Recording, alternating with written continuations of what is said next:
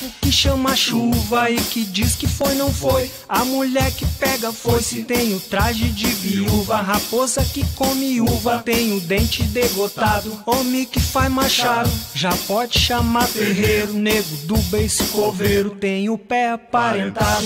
Rádio Web EO. Aqui se faz, aqui se paga.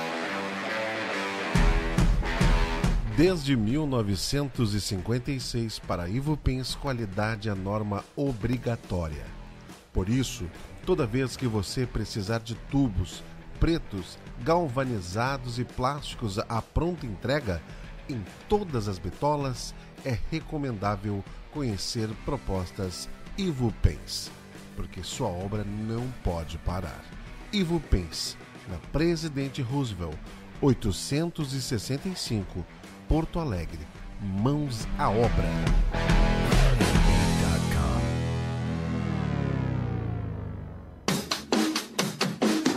E-oh, e-oh. E-oh, e-oh. E-oh, e-oh. E-oh, e-oh.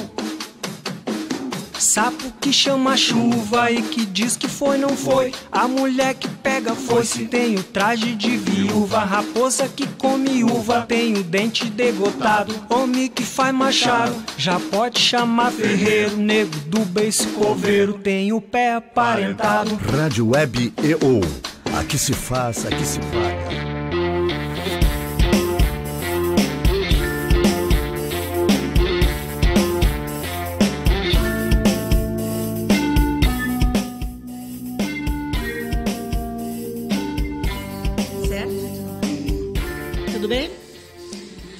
Bom dia, meus amigos. Estamos começando mais um Mimimi Cultural.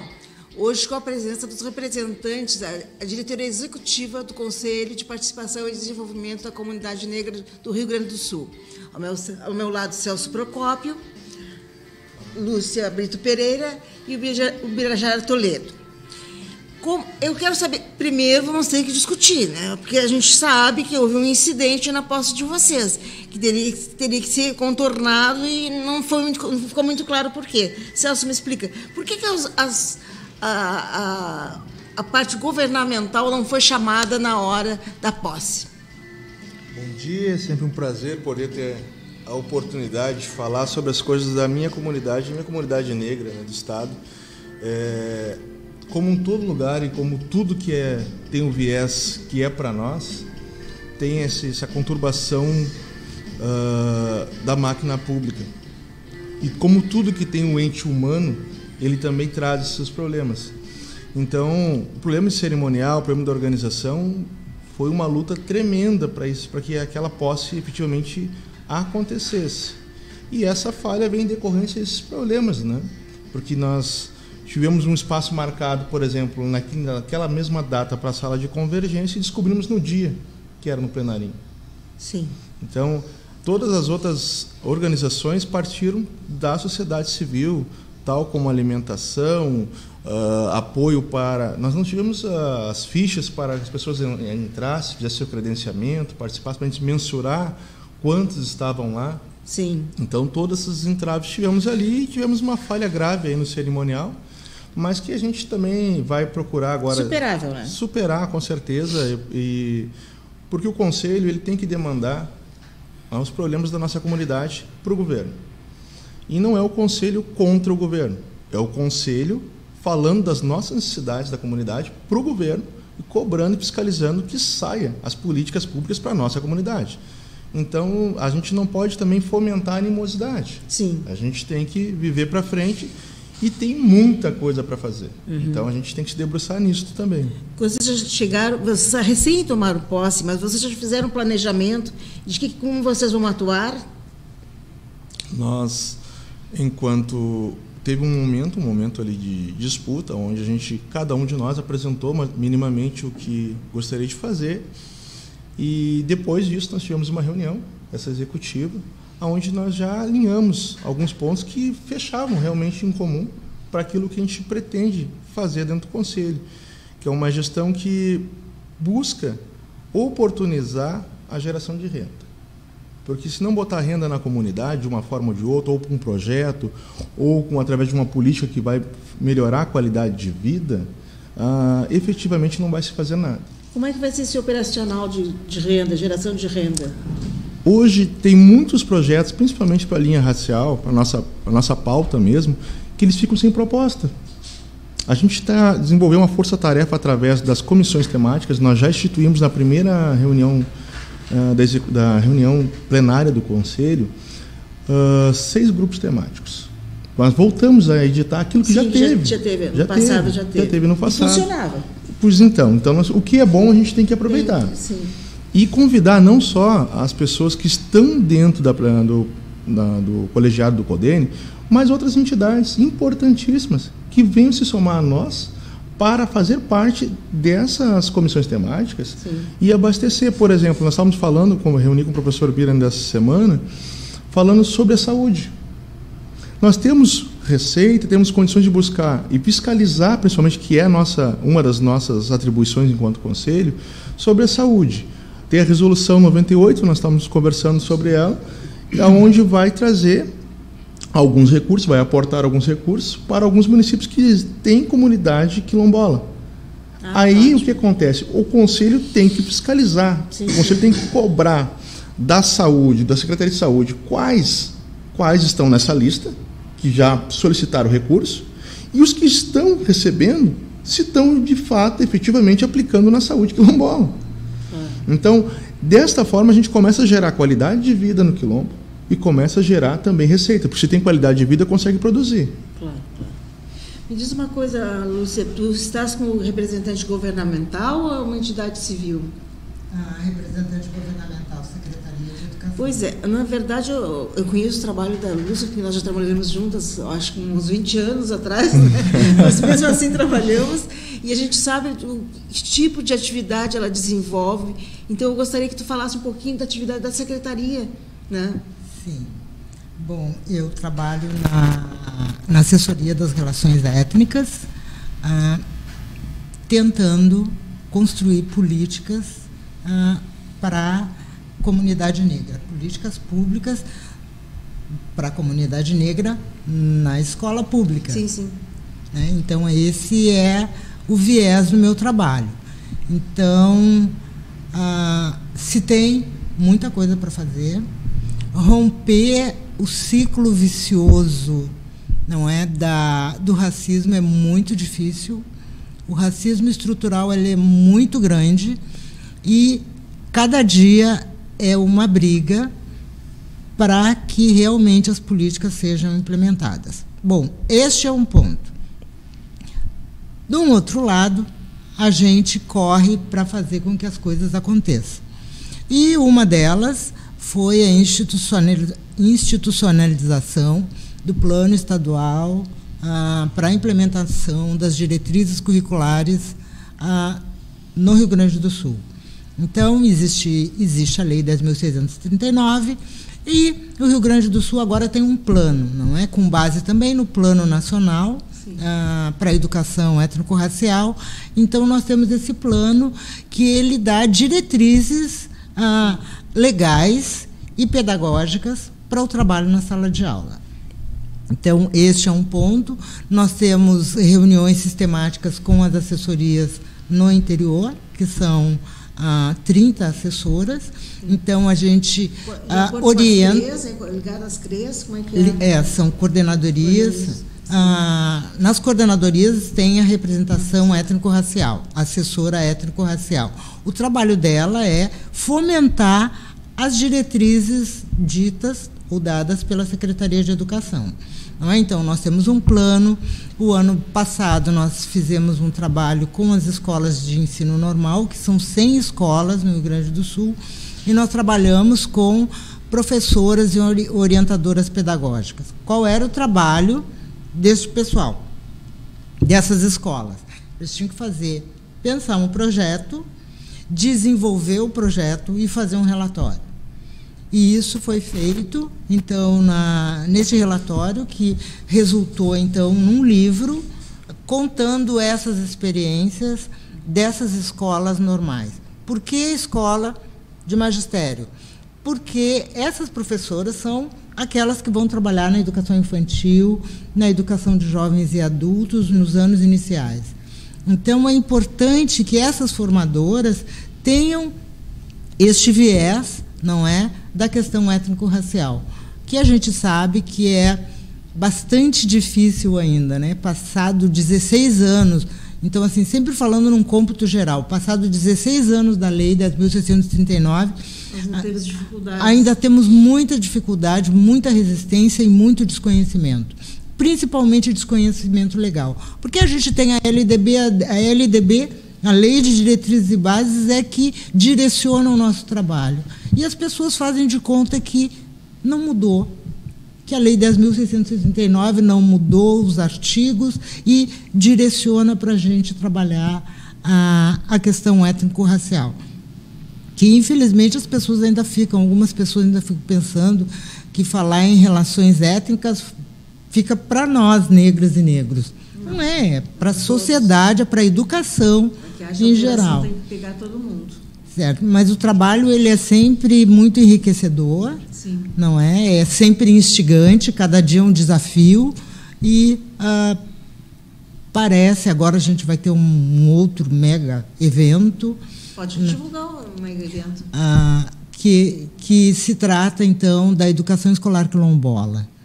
Não é? Porque institucionalmente não se tem ainda uma política educacional direcionada para a questão quilombola. O que acontece? Nós temos lei, sim, certo? Nós temos lei, mas, infelizmente, nós temos muitos desencontros. Como o Estado ele se ocupa do ensino médio, sim, a maioria das escolas que atendem a essas comunidades são municipais. E aí a gente tem que fazer todo um trabalho de construir uma política que faça com que o Estado e o município se unam para a gente atender a essas escolas, a essas comunidades. Aqui em Porto Alegre nós temos 6 comunidades, 7? 7 comunidades. Não é? Então, não tem uma escola específica quilombola em Porto Alegre. Mas as crianças, os adolescentes dessas comunidades se espraiam nas diferentes escolas da redondeza. Então, nós temos que fazer todo um levantamento, nós temos que fazer um trabalho de identificação, porque ainda nós temos um problema bastante sério das pessoas, em que pese ter crescido o número da autoidentificação, os jovens, as crianças, são poucos ainda que se autoidentificam como negros e como determinada comunidade. Então, a gente tem que fazer todo um trabalho de conscientização, chamar essas pessoas, porque daí essas escolas, inclusive, elas têm acesso também a recursos por cada adolescente e criança quilombola que assiste. Então, isso que é muito importante, assim, a autoidentificação. As pessoas criticam a gente, para que perguntar, não é, se tu é negro, da onde que tu é? Não, é porque isso vai demandar depois uma política pública. Se tu não tem dados, tu não tem como executar uma política pública. Bira, eu gostaria, antes da gente entrar totalmente no Codelho, eu gosto muito da identificação dos grupos. E a Iacorec é um grupo muito importante no Rio Grande do Sul. Então, eu gostaria que tu, como membro do Iacorec, nos explicasse como é que funciona, que tipo de atividade desenvolve. Bem, primeiro, bom dia, Janice, obrigado pela oportunidade. Falar do Iacorec é um presente, porque, na realidade, nós temos praticamente 20 anos de ação nas comunidades quilombolas.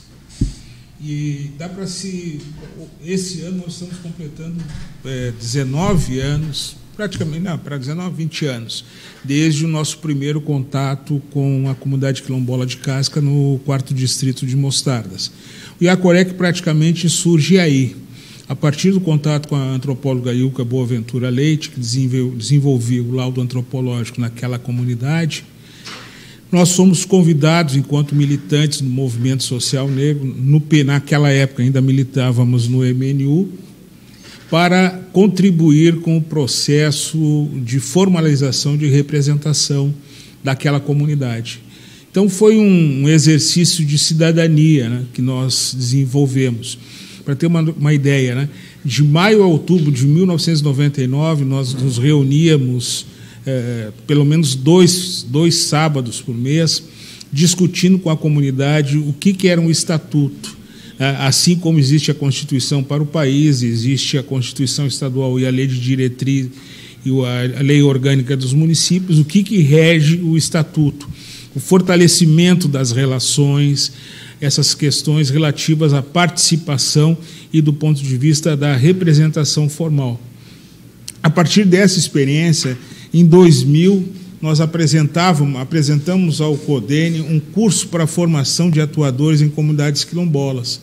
Esse curso foi de extrema relevância, o CODENE acolheu essa proposta e o governo do Estado acolheu, e a partir daí nós tivemos uma série de ações que culminaram também com a Lei 11.631, de janeiro de 2002, que foi aprovada na Assembleia Legislativa, que o movimento social provocou o deputado, então, Edson Portillo, e essa lei está vigente aqui no Estado, que o Estado tem as prerrogativas de fazer o reconhecimento e até a titulação das comunidades quilombolas.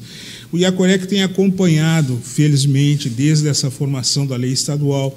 Participamos também das rodadas que foram dar origem ao Decreto 4.887 de 2003, que era um sonho das comunidades quilombolas, dos pesquisadores, revogando, então, o decreto perverso do Fernando Henrique Cardoso, que era o Decreto 3.912, que era totalmente contrário aos interesses das comunidades e ainda lançava uma perversidade de um período, de um laço temporal, que quilombos só poderiam ser a partir da abolição até a aprovação da Constituição Federal, como se deu, 88. A perversidade. Esse decreto foi objeto de contestação, de ação direta de inconstitucionalidade. Aí tu me pergunta quem é que entrou com a inconstitucionalidade dele. Aí eu vou te dizer, o DEMO, o antigo PFL, e que foi a julgamento ano passado e sendo fragorosamente aprovado por ampla maioria o Decreto 4.887, que garante todos os passos, não só os passos de identificação, demarcação, certificação, mas também a necessidade de políticas, linhas de créditos específicas, preferencialmente para as comunidades quilombolas. E que, infelizmente, aqui no Estado, só para citar como exemplo, uma política que o Banco do Brasil não opera no Estado e vem ao encontro das comunidades quilombolas, é o PRONAF-B. O Banco do Brasil não opera o PRONAF-B. Então, essa é uma das discussões que estamos fazendo com as comunidades quilombolas, no sentido de demandar ao Ministério Público Federal aquilo que prevê a lei, o Decreto 4.887, que cumpra-se aquilo que está previsto na lei. As comunidades precisam de políticas de crédito que respeite as especificidades das comunidades e que venham junto com toda a assessoria técnica que hoje quem presta esta assistência técnica é a Emater. Aqui eu vou fazer uma citação, a Emater, ela mantém praticamente mais de 400 escritórios no estado do Rio Grande do Sul, né, e desempenha uma importante ação do ponto de vista de assessoria. A Emater vai nos cantos mais profundos desse Rio Grande desconhecido. Então, essa questão, o papel e a sensibilidade que se faz necessário desses extensionistas para essa comunidade é de suma importância. Eu gostaria até de... Esse é o IACOREC, nós fazemos assessoria, fazemos formação, já tivemos parceria com o INCRA, parceria com o Ministério Público Federal de Santa Maria, com o procurador Rafael Miron, né? E os procuradores também são figuras muito importantes e dedicados no que tange não só aquilo que está previsto na Constituição, de fiscalizar a aplicação, mas também tem uma dimensão humana muito grande. Até para falar um pouco, nós somos um país novo, né, Janice, Lúcia e Celso? Somos um país de 519 anos e vivemos mais de 300 anos sob o regime de escravidão. Para se conhecer esse país, só se conhecendo o Instituto da Escravidão. Todas essas mazelas que estão aí na sociedade, elas são fruto desse processo de 300 anos de escravidão, negação da dimensão humana. Tá? Essas questões que hoje nós lutamos, e que nem foi dito anteriormente, a luta pelas políticas de igualdade racial não é a luta dos negros, é a luta de todo o conjunto da sociedade brasileira. Nós só vamos ter um país melhor no momento em que nós combatermos essa desigualdade, e essa desigualdade tem cor, tem raça, tem CPF, porque é fruto desse processo que não houve qualquer tipo de política de inclusão após 13 de maio de 1888. Ainda hoje, no século XXI, Janice, nós temos uma comunidade, até a vice-presidente nos acompanhou, o Celso também, nós temos situações que são surreais. Nós temos agora que eu me lembro de imediato, a condição do Quilombo Madeira no município de Jaguarão, tem uma caixa d'água que praticamente está despencando sobre a comunidade. E já se vão 2 anos, 2 anos que a prefeitura disse, isso é fácil, isso nós fazemos. Agora, a última notícia que nós tivemos é que eles estão fazendo uma licitação, mas nunca se sabe o prazo. E a outra situação que nós também trazemos, e que é uma preocupação, no Quilombo Madeira houve uma emenda parlamentar de um deputado, posso dizer o nome do deputado? Do deputado Dionísio Marcon, privilegiando a comunidade do Quilombo Madeira com uma patrulha agrícola. A prefeitura recebeu, inclusive recebeu a chave, mas não transferiu para a comunidade do Quilombo Madeira. Isso, sob os argumentos que tem que ter convênio, isso é mais uma forma de se manifestar o racismo institucional, porque nas entrelinhas de não repassar esse equipamento, está o racismo institucional. Quer dizer, na realidade, esse equipamento foi concebido, foi destinado, e isso, desculpa, até pelo fato do Iacorec acompanhar já há alguns tempos, em Mostardas, lá nos idos de 2008, houve um projeto do MDA, que na época a prefeitura não queria repassar as 2 patrulhas agrícolas, uma para a Casca e outra para os Teixeiras. O silo, que era destinado também para os quilombolas, a prefeitura queria construir onde melhor lhe convisse, e um caminhão que a comunidade negocia os seus produtos hortigranjeiros. Teve que entrar o Ministério Público Federal para que fosse respeitada a vontade da comunidade. Então, nós lidamos muitas vezes, mas também temos algumas coisas positivas. Nessa gestão em Mostardas foi constituído o Conselho Municipal de Participação de Igualdade Racial. Essas iniciativas, elas também, o trator em 2008, o Conselho Municipal 2017. São coisas que são, na realidade, nós temos mais de 400 municípios e nós devemos promover a constituição dessas comissões, e os projetos e os programas que beneficiam, que chegam nas comunidades negras, não são privilégios, como alguns gostam de dizer, são direitos que estão sendo conquistados. Né? Então, isso é de suma importância. Certo. Celso, eu gostaria, assim, como tu vens do GHC, do Grupo Hospitalar Conceição, eu gostaria até que tu desse uma palhinha sobre o que vocês fazem lá, que tipo de atividade vocês desenvolvem, como é que se manifesta. Veja bem, Janice, eu hoje, no Conselho, eu represento a Associação dos Funcionários do Hospital Conceição. Né? E aí a gente trabalha no segmento saúde. Sim. E também lá eu participo e presido a comissão CEPIR, CEPIR GHC, que é uma comissão de promoção de políticas de igualdade racial, uma comissão especial, foi criada justamente para fazer esse debate na saúde, o racismo na saúde, né? Porque a mulher negra, ela é vítima de violência obstétrica muito mais que a não negra. Isso já são estatísticos. Sobre isso, inclusive. E aquela história, a gente combate muito isso, aquela história dessa violência. Você faz, você aguenta. Não. Por que isso? Por que ela suporta mais a dor? É mais forte para não. a dor. Existe Na verdade, mito, né? eles estão negligenciando. Então, a gente trabalhou bastante isso dentro do hospital. Essa comissão já tem 15 anos, o coletivo um pouco mais novo. O coletivo está com um caso de 5 anos, mas a gente trabalhou sempre muito alinhado. A nossa associação apoiando a comissão e depois fundou um próprio coletivo para fazer o debate com seus sócios dentro do hospital. E o trabalho da comissão se refletiu hoje, por exemplo, para o mundo. O teste do pezinho, o exame eletrofluorescente, que faz a identificação do traço da anemia falciforme, que deixa de ser uma doença de negro, porque aí vem o racismo e aí não vem a gama de aportes para identificar o traço, identificar a doença. E até também é muito perversa com o não negro, porque ele pode estar cometido da doença e não tem também o suporte técnico devido. Então, a gente trouxe ao longo desses 15 anos todas essas excursões para a saúde.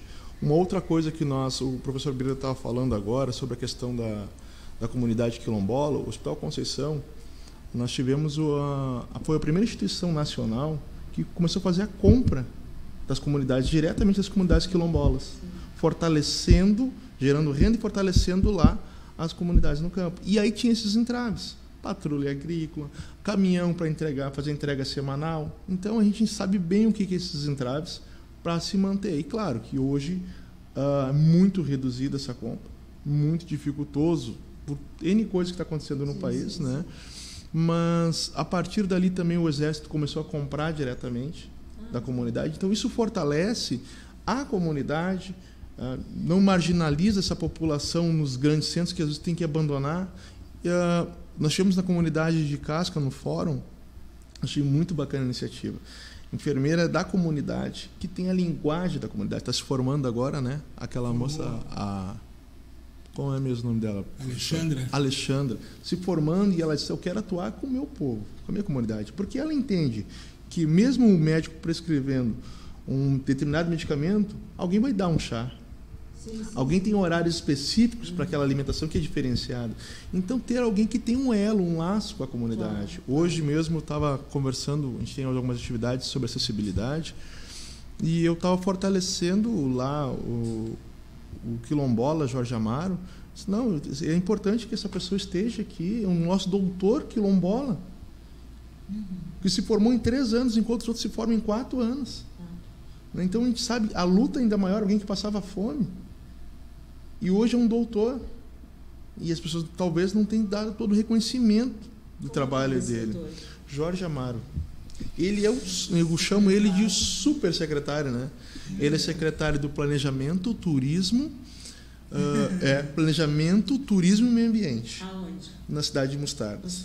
E nós criamos até lá. E é quilombola dos Teixeiras. Dos Teixeiras. Nós criamos na cidade, junto com essa parceria, o Conselho de Igualdade Racial, que é o professor que tinha citado, um órgão de PIR responsável por essa política. Porque daí gera um monte de coisa, né? Uma pessoa já gera uma série de conquistas, né? Exatamente. E eles criaram já lá na cidade a política, fizeram já a programação, seus projetos para o Sinapir. Então, às vezes, o gestor do executivo, lá, o gestor público, o prefeito, ele não entende, ele vê como prejuízo criar esses órgãos, criar essas entidades no seu município. E daqui a um pouquinho ele tem que começar a observar um outro lado, um outro viés, que vai trazer política pública, que vai trazer condição melhor para a comunidade. E como os recursos dele, município, é escasso, ele consegue fazer isso com um aporte de outros recursos, federais, estaduais, tantos outros projetos bacanas que vêm, mas a partir de que está institucionalizado aqueles programas, né? Agora, por exemplo, o Tavares, eu estava vendo o último edital que saiu do Sinapir, o Programa Nacional, foi contemplado. Então, vai fortalecer o conselho, vai fortalecer também a capacitação. Então, tem coisas bem bacanas que nascem a partir daí. Em 2017, nós fizemos essa caminhada de fortalecimento, e que a gente vai manter, de fortalecimento dos conselhos e órgãos de PIR. Né? E aí daí também vem uma parceria com hoje o atual coordenador da COPIR, que, como bem lembrou o professor, foi dividida de novo a secretaria, que é Direitos Humanos e Cidadania. Anteriormente era Justiça, Trabalho, então agora dividiu assistência, né? Agora dividiu de novo a secretaria. Mas, enfim, a gente quer fortalecer essa parceria e ampliar o número de municípios que tenham conselhos municipais, porque aí é a comunidade falando, mais empoderada. Sim. E também que tem um órgão de PIR que é para ter essa relação direta com o governo. A nossa política ela pode e deve ser feita transversal. Né? Janice, desculpa. Pode falar. Se permitisse, até para os bons exemplos. Foi instituído em 2011 o Programa Nacional de Habitação Rural, dentro do guarda-chuva do Minha Casa Minha Vida, para os quilombolas. Naquele primeiro instante foi destinado R$ 12.500 para a construção de casas, de alvenaria, 2 quartos, sala, cozinha e banheiro. Junto com as comunidades, o arquiteto, que é um militante do IACOREC, desenvolveu o projeto a partir da escuta com os quilombolas. Como é o nome do arquiteto? O José Carlos Rodrigues, o esposo da Marina, que é o casal incansável. Eles já viajaram por esse estado, nas comunidades, acho que já deram 2 voltas ou mais ao mundo. Então, esse programa que teve esse âmbito foi desenvolvido em Palmares do Sul, comunidade quilombola de Teixeiras, em Palmares, em Mostardas, Capororocas e Olhos d'Água, no município de Tavares, e na comunidade Quilombo da Quadra, em Cruzilhada do Sul. Já nessa nova etapa, o valor por construção de casa era R$ 28.500. Aí vai dizer, a fundo perdido, não. É uma aplicação social em que o beneficiário devolve 4% em 5 anos desse valor. Então, as casas foram construídas, tipo, lá até como um exemplo de empoderamento, e na comunidade quilombola do Limoeiro, 12 casas foram constituídas numa relação direta da Caixa Econômica Federal com a associação, constituição de uma comissão de obras, e quem fez a gestão foi a quilombola Adriana, que, numa demonstração de solidariedade, ela não foi beneficiária do programa, na construção das 12 casas. Isso para mostrar o que... E ela que fazia a negociação... O entendimento da pessoa. Exato, resgata a solidariedade, a fraternidade, porque com 28.500 não constrói uma casa. Uma casa de 46 metros quadrados, 2 dormitórios, 2 dormitórios, sala e banheiro, telhados de barro. E eles não aceitaram um projeto que fosse de fibrocimento, o telhado. Isso já encareceu mais. Então, aí as casas... Agora, tu imagina o que são 28.500 dentro do município que nem Palmares do Sul. Às vezes, os gestores não se percebem que o benefício que chega é mais do que merecido para essas comunidades que sempre estiveram à margem, né, que isso vai gerar renda. Imagina são 12 casas, dá mais de R$128 mil. E num projeto inovador, porque, na realidade, a comissão de obras da comunidade vistoriava a entrega do material, confirmando o material, chancelava no verso da nota, e o fornecedor levava essa nota fiscal para a agência da Caixa Econômica Federal em Palmares, e o valor era acreditado na sua conta. Então, que maravilha, né? Mas tem alguns gestores que não conseguem perceber a importância de ter uma melhor casa, ter o saneamento básico, isso vai melhorar a saúde. Agora também o IACOREC teve 2 períodos também muito ricos, foi a parceria com a Fundação Banco do Brasil de alfabetização de jovens e adultos. Então, isso também foi foi um programa da Fundação Banco do Brasil que possibilitava. Para encerrar, Janice, eu estava lendo aqui, foi um médico, em 1845, ele usava mulheres negras como cobaias e fazia cirurgias sem anestesia, sob o argumento de que as mulheres negras são mais resistentes. Então, eu estava procurando... Então, ele usava as mulheres... Sim, mas isso está presente presente até hoje. A gente sabe que na hora do parto eles acham que a mulher... E fazem muitas agressões, como dizer assim, tá saindo mais um malandrinho, tá saindo mais um meliante, esse aí que vai roubar o meu filho. Esse tipo de expressão a gente já ouviu das mães relatando, que na hora do parto o médico diz isso para ela. Sim, isso tudo é fruto também desse racismo científico. Francis Galton, César Lombroso, até essa própria figura que tem, às vezes eu uso, a professora Lúcia e o meu amigo presidente Celso, eu uso muito a questão do Gobineau. Ele não inventou o racismo, mas é importante a gente ler o ensaio sobre a desigualdade das raças humanas, que tem 3 volumes, e escreveu em 1855. Ele disse que o negro tem tendência a homicida. Isso sobre o crânio do negro. É a frenologia, né? Frenologia. Gente, mas assim, uma educação conscientizadora, eu acho que ela é de fundamental importância. Sim. Se a gente começar lá na creche, não é na escolinha, como se diz, se a gente começar uma educação, pior de tudo, né? Começar, a gente é um país novo ainda, né? Nosso país é novo. A gente tem que começar todos os dias isso. E assim, não é só a educação elitizada como está aí, porque tu usa ela para o bem ou para o mal. É uma educação consciente, de respeito a todas as pessoas, de respeito aos grupos, não é de resgatar a população negra neste país. Ela não seria qualquer grupo que suportaria, que sobreviveria ao que nós passamos. Então, a gente tem que dizer lá na escola da importância da luta da população negra, da importância das mulheres que foram escravizadas, dos homens escravizados que trabalharam e que, de uma forma ou de outra, contribuíram sobremaneira para a gente estar aqui hoje. Sim. Então, eu acho que isso tem que estar lá na escola, a gente, por isso. Então, e falando um dia desses em uma homenagem, né, ao Dia Internacional da Mulher Negra Afro-Latino-Caribenha, Sani Figueiredo, a nossa secretária do CODENE, que não é bem do CODENE, mas que a gente puxou para nós.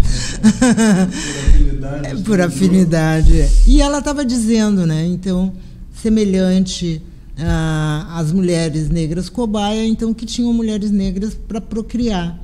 Então, assim, no século passado, no período da escravidão, a gente servia para procriar. Hoje, isso para produção. Sim. Não é? E hoje, como é para dividir os louros, a gente faz o quê? Ou dividir a riqueza dessa produção, a gente faz o quê? A gente elimina os jovens negros, elimina as mulheres, não dando atenção à saúde, e sabe, uma infinidade de coisas.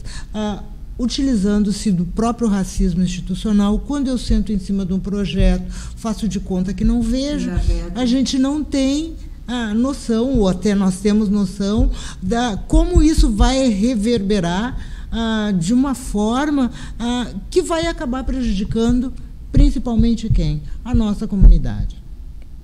Não é? Então, acho que a educação não é educação pela educação, mas uma educação consciente de que nós precisamos viver, todas as pessoas precisamos viver bem.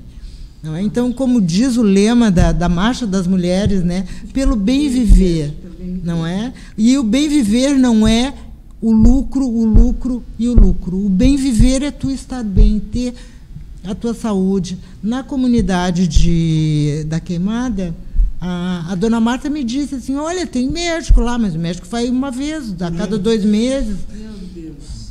Então, assim, não adianta ter o postinho lá se o médico não vai. As crianças têm que viajar 45 quilômetros todos os dias para ir para a escola. Então, assim... Nível de dificuldade, né? as dificuldades elas vão aumentando. Obviamente que daqui a pouco as crianças não vão mais querer ir para a escola, e se forem para a escola não vão querer mais voltar também, porque todas as dificuldades se apresentam nessas comunidades. Então, daí a gente pensar políticas educacionais e assim, todo mundo passa pela escola. Sim. Todo mundo hoje não é está universalizada. As crianças em idade escolar, quase 95% delas estão lá, em que pese ter muitas crianças fora dela. Não é? Então, todo mundo tem um contato. Daí o papel primordial e muito importante da escola, da educação. Nesse tema, eu fico pensando assim, né? A gente sempre frisa isso, entre matar e deixar morrer. A nossa comunidade, ela, além de estar sendo exterminada, bem que trouxe a professora, mas está sendo exterminada por um instrumento moderno de deixar morrer. E isso chama atenção. Nós tivemos uma conversa sobre esses tempos, porque eu gosto muito das políticas afirmativas, principalmente a de cotas, que eu acho que foi uma inclusão da nossa comunidade no mundo, não só como carga produtiva, mas foi o boom, né? Foi o boom de verdade, assim. Então, as políticas afirmativas de cotas hoje me preocupam no sentido não que elas não sejam mais cumpridas. Temos no âmbito federal, âmbito estadual e municipal. Municipal ainda tem municípios que não legislaram. A gente vai brigando, a gente vai conseguir. Agora, a grande questão é, e o que me preocupa, eu abro cotas para determinados cargos e eu não tenho, às vezes, o profissional. Mas por que eu não tenho? Aonde está esse profissional? O ensino médio, quando eu abro um cargo, e eu trabalho hoje numa estrutura federal, e eu abro determinado cargo público para fazer uma seleção, e eu não encontro lá os cotistas, eu me preocupo com isso, porque eu começo a ver que muitos não saíram, não completaram o ensino médio. Tivemos um grande boom nas universidades, participando, nossos jovens negros se formando doutores, advogados, arquitetos, engenheiros, mas ainda falta. O segundo grau, desculpa, é que a gente é mais antiga, minha esposa, a professora, também me corrige bastante, o ensino médio, né? Mas assim, de formação, porque a própria agressão que esse jovem negro sofre quando ele entra no ensino formal, lá no ensino fundamental, e que ele vai conseguindo vencer as etapas, e ele chegou no ensino médio, para ele concluir a escola, ela não abre a porta, não manda ninguém embora, mas efetivamente, às vezes, condiciona com que ele vá embora. O jovem com 14 anos ele precisa comer, ele precisa beber, aí ele tem que buscar programas, ele vai buscar um estágio, ele vai buscar um projeto, e às vezes acaba deixando em segundo plano o ensino. Então é uma problemática bastante grande. Claro que não fecha só na nossa comunidade, a gente está tratando aqui do recorte negro, mas a comunidade pobre como um todo sofre isso. E a gente está vendo hoje no estado do Rio Grande do Sul escolas fechando portas. Me preocupo. Não tenho mais alunos naquelas comunidades. Eu moro na Zona Norte de Porto Alegre. Surpresa com o fechamento dessas escolas. Próximo da minha casa tem 3 escolas que fecharam as portas. E aonde eles vão estudar? Tem que pegar ônibus para estudar. E será que vão estudar? Ou será que vão ser mão de obra barata das empresas terceirizadas, que estão fortalecidas, que estão agora não contratando pessoas mais com seus direitos trabalhistas, até porque já não estão mais existindo os direitos trabalhistas, né? São os horistas, que não ganham nenhum salário mínimo, nem a sua dignidade não é mais mantida. Então, o jovem fica sem estudo, ele é agredido 2 vezes. Quando ele tenta estudar, ele sofre da insegurança do sistema público, do sistema por onde ele tem que transitar, e sem contar as instâncias. E quando ele chega no estudo, que ele conclui, ele vai ser agredido porque o sistema de trabalho vai colocar ele como um horista, que ele vai receber menos de um salário mínimo. E aí, como ele se sustenta, como ele vive? Vou pensar em fazer uma faculdade se eu não tenho como garantir as primeiras necessidades? Então, isso é uma coisa que a gente também está observando. Assim, Janice, nós temos o movimento social negro, ao longo de sua trajetória, e aí lembrando desde Luísa Maim, Luiz Gama, tantas referências que nós temos, já denunciava o extermínio da raça negra. Hoje, nós temos um documento construído que aponta não só aquela questão empírica, mas o genocídio da juventude negra, que é um mapa da violência elaborado pelo IPEA em cima de dados científicos do SUS, do tipo de assassinato, e o que a sociedade, e o que o Estado brasileiro está fazendo para fazer isso, para mudar esse cenário. O que ele está fazendo? Assim como a professora Lúcia, que é profunda conhecedora e o expertismo dela é na área da educação, nós temos que falar tanto na educação. As pessoas, por que vocês falam tanto em educação? Porque na Constituição de 1934, não só pelo fato da Constituição de 34, tinha um artigo que falava da eugenia. E nós sabemos que, no início, na ascensão do nazismo, o Getúlio Vargas flertou muito com o nazifascismo, e essas ideias da eugenia, da raça pura, imperava, e ele está lá na Constituição de 1934. Então, está muito presente essa necessidade de que nós temos que aprofundar essa discussão na educação. Não faz muito tempo, minha mãe faleceu ano passado com 97 anos, a mãe me lembrava que tinha o uso da palmatória no ensino. Né? E nós já tivemos graus de excelência nas escolas estaduais, tipo Júlio de Castilhos. Uma das pessoas que eu me lembro que estudaram lá no Júlio de Castilhos para ver o grau de excelência. Está aí o grau de excelência. Está aí o grau de excelência. Moacir Sclier, além de ti, o Moacir Sclier, Luiz Fernando Veríssimo. E o que aconteceu com isso? Os governos deliberadamente desmontaram o ensino, e vêm agora se facilitar. Eles vão dizer que o Estado não tem obrigação com a educação. Eles querem deixar uma coisa para a elite e sucatear para que nós sejamos uma mão de obra não qualificada, em que eles possam cada vez mais renovar a sua exploração. E como uma das tarefas, não é, dessa gestão do CODENE é fazer o mapeamento dessas escolas que são fechadas, não é, fazer este mapeamento e discutir, não é, por que essas escolas que atendem justamente comunidades onde a maioria são jovens e crianças negras, porque justamente essas escolas estão sendo fechadas, não é? Então, eu acho que este é um dos propósitos, não é, dessa gestão, fazer esse levantamento e conversar, porque, num cômputo geral, o Rio Grande do Sul, que já foi elite no Brasil na questão da educação, hoje, infelizmente, não é, desceu alguns patamares no ranking, não é? Então, a gente tem que rever isso, saber por quê, não é? E tentar resgatar a qualidade que foi sempre o Rio Grande do Sul na questão da educação.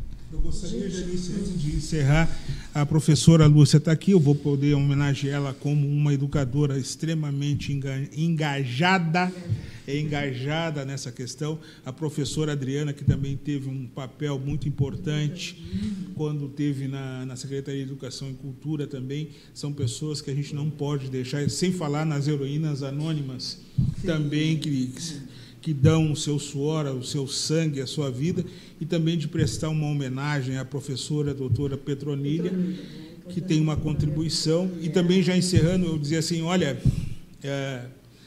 Vera Cardoso presente. Tá? Essa companheira está conosco, nós temos toda... Esse programa é em homenagem a Vera Cardoso, nossa grande amiga, produtora cultural, jornalista, do programa Nação, desenvolveu um trabalho belíssimo de resgate da cultura negra na TVE. Gente, nós estamos chegando ao final, então vamos dar uma passada entre os três, para que vocês coloquem alguma coisa que ficou de fora, que gostariam de reiterar. Celso.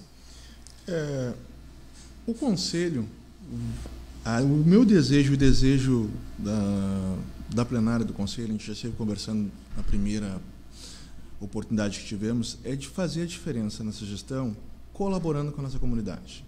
E, para fazer a diferença, basta fazer o mesmo. Basta fazer a fiscalização adequada.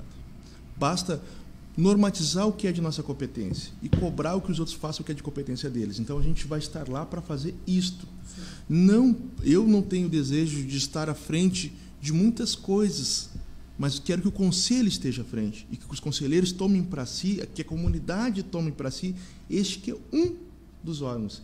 E que se a gente conseguir ser propulsor, promotor, de fazer qualquer comunidade acordar para buscar os seus direitos, eu já cumpri o meu papel nessa gestão.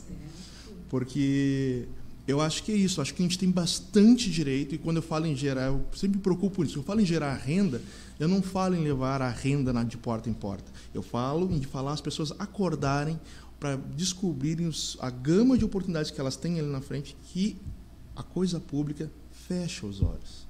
Elas não permitem que tu saiba que tu tens os teus direitos, que tu pode reclamar do mal feito, que tu deve, é teu dever cobrar que se faça o que é de melhor qualidade para ti. Então, o nosso trabalho nessa gestão é de oportunizar para essas comunidades, e isso vai se refletir, acredito eu, no incentivo e na criação de conselhos municipais.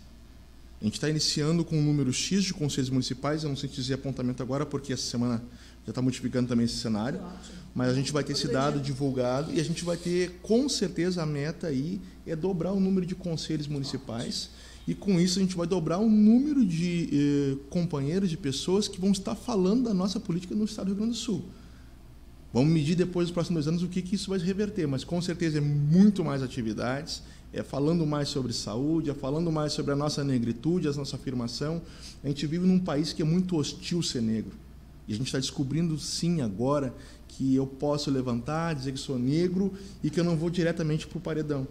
Hoje, o secretário de Segurança, ele senta e vai ter que me explicar algumas coisas, do qual eu vou poder questionar, sem ser indagado e constrangido, de forma que eu possa estar preso no dia seguinte. Nós vivemos num país democrático e eu pretendo falar para as comunidades que elas têm direito de fazer essa conversa com o seu prefeito, com o seu político, com o seu gestor, enfim, de uma forma educada, mas de fazer essa conversa. E nós estamos aqui para fazer esse enfrentamento e fazer essa conversa. Certo. Muito obrigado, presidente Celso, pela sua presença, pelo seu depoimento, foi super importante. Lúcia. Eu queria fazer um parêntese também, dizer que o plano estadual foi também como diz a Maria Conceição, uma indicação do Fórum Permanente de Educação Étnico-Racial, isso lá nos anos de 2014. Então, o pessoal se mobilizou muito e, enfim, o plano está aí. Uma outra coisa, um outro parêntese também, é dizer da minha alegria, da inauguração da Laje da Maria Mulher.